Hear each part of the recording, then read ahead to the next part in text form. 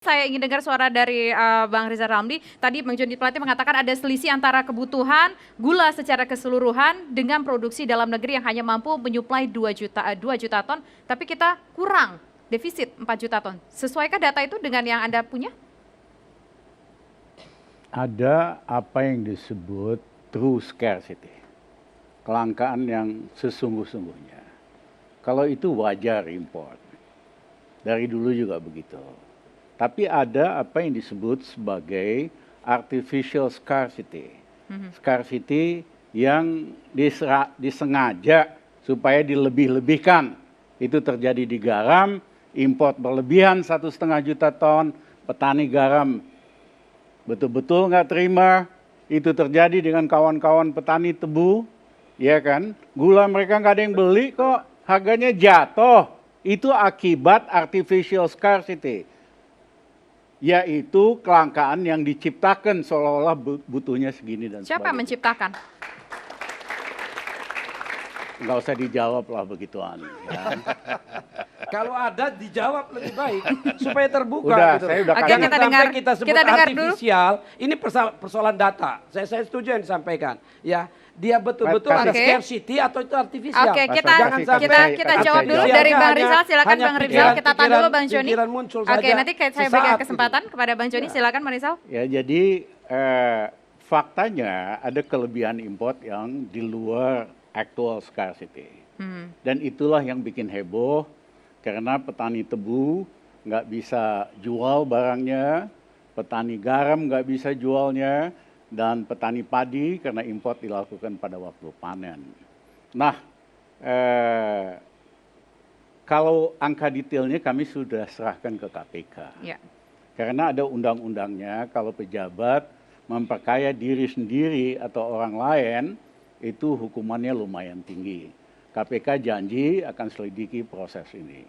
Tapi saya ingin menjelaskan, gula rafinasi itu kebanyakan bocor.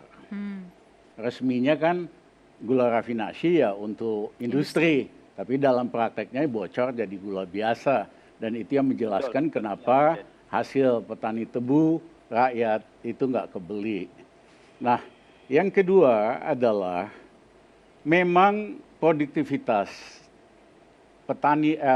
produktivitas tebu kita relatif rendah. Ya, karena bibitnya bukan bibit unggul dibandingkan di Argentina atau di Latin Amerika. Cuman setengahnya. Jadi harus ada pembaruan bibit supaya produktivitas tani juga lebih tinggi.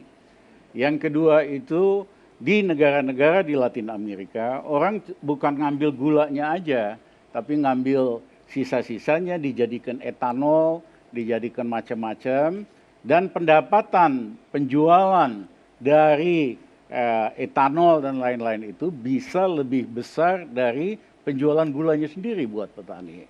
Ya, yang ketiga, saya setuju memang pabrik gula kita kebanyakan itu udah tua-tua, zaman Belanda, perlu pembaruan.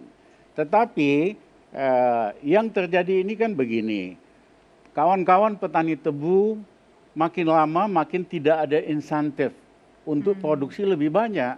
Karena dia tahu kalau dia produksi toh juga nggak laku, harganya jatuh, ya kan? Jadi artificial scarcity ini menciptakan permanen dependence atau ketergantungan permanen. Itu terjadi juga dengan petani bawang.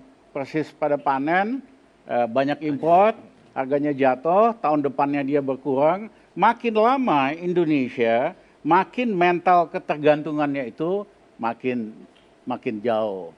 Nah, menurut saya, kenapa terjadi? Kalau saya baca pidato Pak Jokowi awal-awal kampanye bagus sekali tentang Trisakti, mau ngurangi import ini itu, tetapi ternyata persis milih menterinya, dia pilih menteri yang bertentangan dengan Trisakti. Ya, dan komentarnya itu konyol sekali. Kalau pakai gula lokal, bikin dodol malah Butek.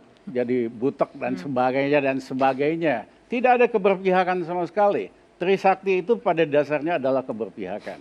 Keberpihakan kepada kepentingan nasional, keberpihakan kepada petani, ya, dan bisa dicari balansnya. Indonesia udah lama kok main begini. ya dicari balance yang juga menguntungkan konsumen. Oke. Tapi yang terjadi ini kan 4 kali lipat pemberian kuota untuk gula import, untuk industri, dalam prakteknya itu bocor, itu aja sebetulnya. Oke. Nggak ribet amat gitu. Oke, baik. Di segmen selanjutnya kita akan mendiskusikan lebih jelas lagi dengan adanya impor gula yang semakin tinggi ini, siapa sebetulnya yang paling diuntungkan pemirsa. Tapi nanti usai jeda berikut. Dan Pak Edi Sukamto, terima kasih waktunya sudah bersedia bergabung bersama kami di Indonesian Business Forum. Selamat malam Pak Edi, dan pemirsa IBF akan kembali sesaat lagi.